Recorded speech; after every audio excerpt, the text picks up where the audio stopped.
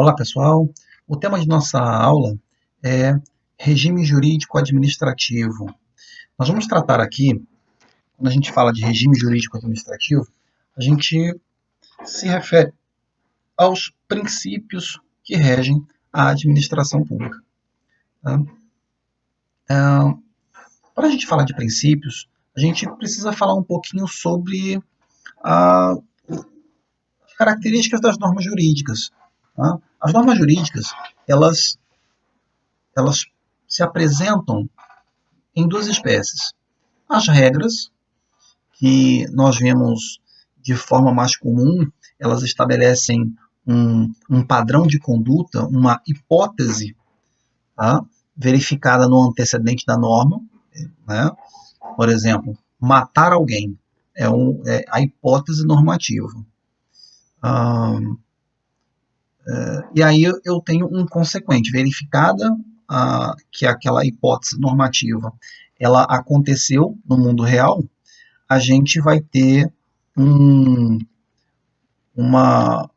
a incidência da consequência jurídica, né, que é o consequente da norma. Matar alguém, pena, reclusão de tanto a tantos anos, está lá no Código Penal.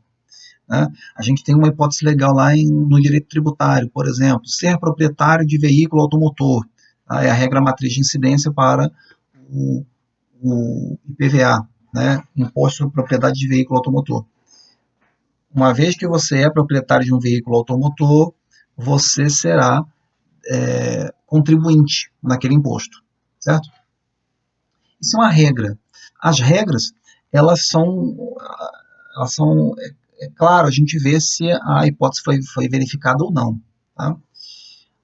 O Robert Alexire traz um conceito, ele diz que regras são normas jurídicas que devem ser cumpridas na hipótese de sua validade, com o conteúdo de determinações no âmbito do fático e do juridicamente possível. Né? Então, a norma jurídica, a regra, ela tem que ser cumprida. Eu verifiquei que aquilo está acontecendo no mundo fático, ela tem que ser cumprida, certo? Ou eu cumpro ou eu descumpro a regra. Quando a gente vai para o princípio, tá? Vamos lá, exemplo de regra, por exemplo, se a gente pegar a Constituição para facilitar, regras de competência, temos lá o artigo 21, 22, 23 e 24, que distribui basicamente as competências dos entes federativos. Né? No artigo 21 a gente tem competências materiais da União, compete à União aqueles assuntos ali. No artigo 22, competência legislativa da União, compete à União legislar privativamente sobre, tá lá os assuntos.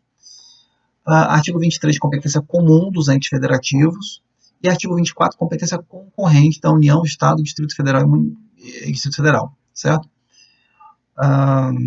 Bom, então nós temos regras. Quando a gente tem um conflito entre regras, por exemplo, eu tenho duas normas que elas parecem ter aplicação em um determinado caso concreto, e elas elas dão soluções diferentes. A gente tem que definir, nesse caso, qual é a norma aplicável efetivamente àquele caso. Aí a gente vai ter às vezes a gente tem uma antinomia aparente, às vezes a gente tem uma antinomia real. Né? Eu tenho uma placa que diz não fume, eu já vi isso no trânsito, placas de trânsito. Já desse eu vi uma placa de um lado dizia que não podia virar para a esquerda. E do outro lado da rua havia uma placa que dizia que não podia virar à direita. Eu achei engraçado aquilo, eu quase tirei uma foto para poder comentar o assunto, mas não tenho a foto, mas eu tenho aí o exemplo. Você tem uma antinomia, né?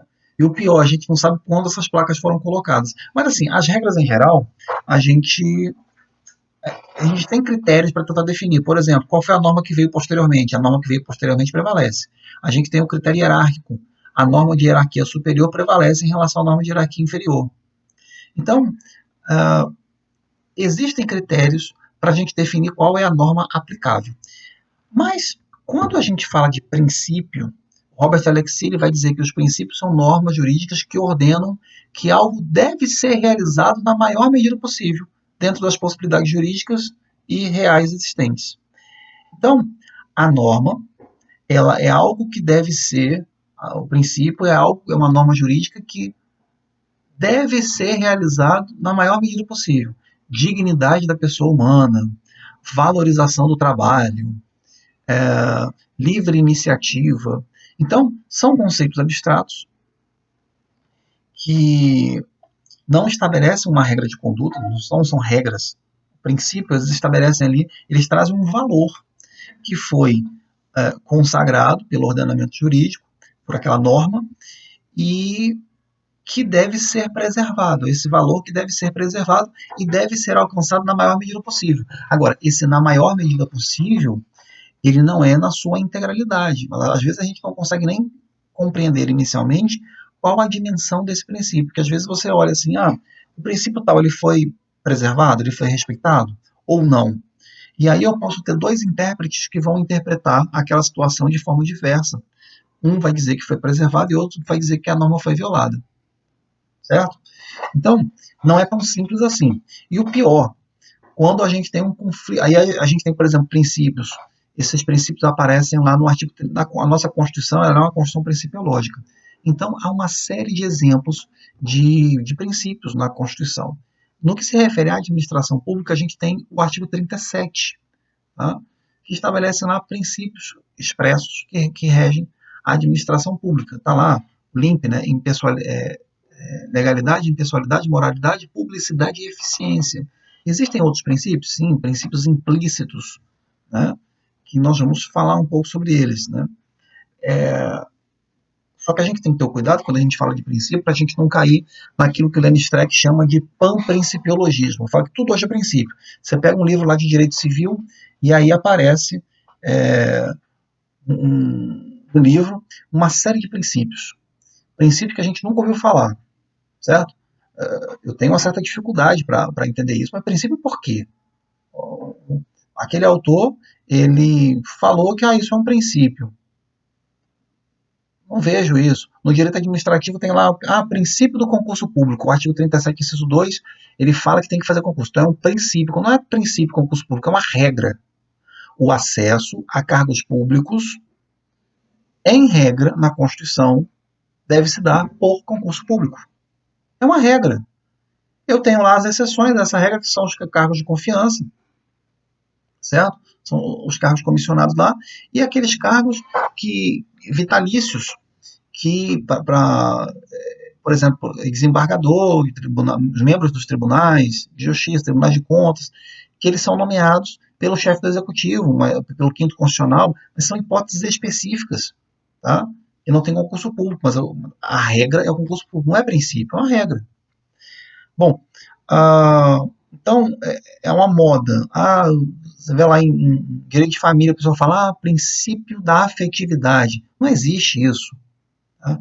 Se você procurar no Código Civil afetividade, isso não aparece. Se você procurar na Constituição afetividade, não aparece. Afeto não aparece. Então, de onde tiraram isso? Tiraram da cabeça. Tiraram da cabeça, mas será que isso tem valor? E o pior, às vezes usam essa ideia de é princípio tal e quer impor força normativa a essas ideias mirabolantes que aparecem na cabeça das pessoas. Tá? Não é por aí, tem que ter cuidado. Bom, quando a gente fala de princípio, a gente tem um problema porque esses princípios eles podem ser conflitantes. Por exemplo, a gente tem lá o direito. Os direitos fundamentais eles são tratados como princípios. Tá? Então a gente tem lá o direito de acesso à informação, certo? A população, a sociedade, o cidadão, ele tem que ser informado daquilo que acontece na administração pública. Junto com esse princípio, aí vem a ideia de precisamos criar portais da transparência. Ótimo, portais da transparência. Aí eu preciso saber gasto público. Todo mundo concorda com isso, né? Eu tenho que saber gasto público. E aí falou, eu vou colocar o salário dos servidores públicos no portal da transparência. Aí a pessoa falou, opa, peraí, os servidores, né? Falou, não pode, porque se colocar o valor do meu salário, isso vai violar a minha intimidade. No geral, isso acontece. É isso mesmo. Eu não divulgo o salário das pessoas por uma questão de intimidade. Preservar o direito à intimidade. Só que como aquilo ali é dinheiro público, aí a gente tem que fazer um equilíbrio. E aí há quem defenda, e eu sou um deles, que eu posso divulgar a remuneração do servidor, sim, porque há um interesse público em saber quanto que a administração está gastando e de que forma está gastando. Certo? Por quê? Eu tenho que evitar supersalários. Por que o servidor está ganhando além daquilo que a lei determina? para o cargo dele? O que ele está fazendo de excepcional para ganhar mais? Certo? A gente tem aquelas figuras, né, na administração pública, no direito em geral, a gente ouve falar dos super salários. Então, isso tem que ser combatido, certo? E eu só vou poder combater se a população tiver acesso, porque os órgãos de controle eles não conseguem ver tudo. Então, a sociedade participando de forma mais próxima da administração pública vai se conseguir ver muita coisa, certo? Bom, então havendo colisão, conflito entre princípios, o que a gente tem que fazer é uma ponderação, a técnica da ponderação de interesses que é defendida por Robert Alexy, certo? Vamos lá. O primeiro princípio que a gente tem que levar em consideração é um princípio que ele não é explícito, ele não aparece no artigo 37, tá? É o chamado princípio da supremacia do interesse público. A gente tem que pensar o seguinte: o Estado ele foi criado com o objetivo de proporcionar coisas boas à sociedade, certo?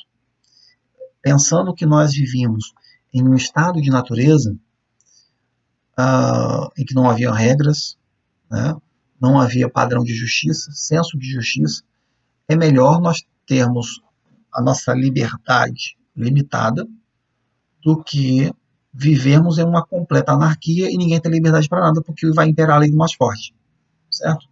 Então, o objetivo de se criar o Estado e estabelecer limites, regras de conduta aos indivíduos foi nos oportunizar uma vida melhor, certo? Então, com o Estado, nós conseguimos construir pontes, nós temos os serviços públicos à nossa disposição, água encanada na torneira, certo? Energia elétrica, coisas que sem o Estado isso não aconteceria. Nós precisamos do Estado. Bom, daí o Celso Antônio Bandeira de Mello ele vai dizer que a supremacia do interesse público é um princípio geral do direito, é um pressuposto lógico para o convívio social. Por quê? Quando a gente fala de interesse público, a gente fala de um interesse que vai além do interesse individual. Não quer dizer que eu vá desprezar o interesse do indivíduo, não é isso.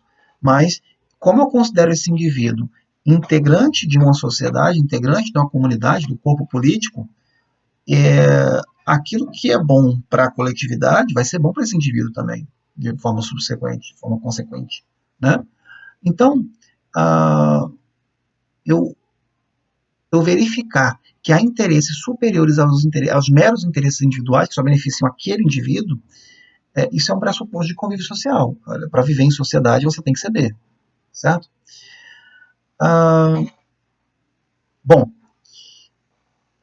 então toda atividade estatal ela vai pressupor a existência de um interesse público.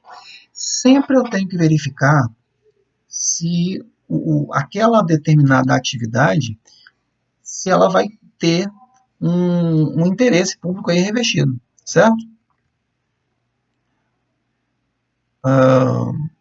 Então, por exemplo, a gente tem nas licitações, eu tenho um interesse público ali existente.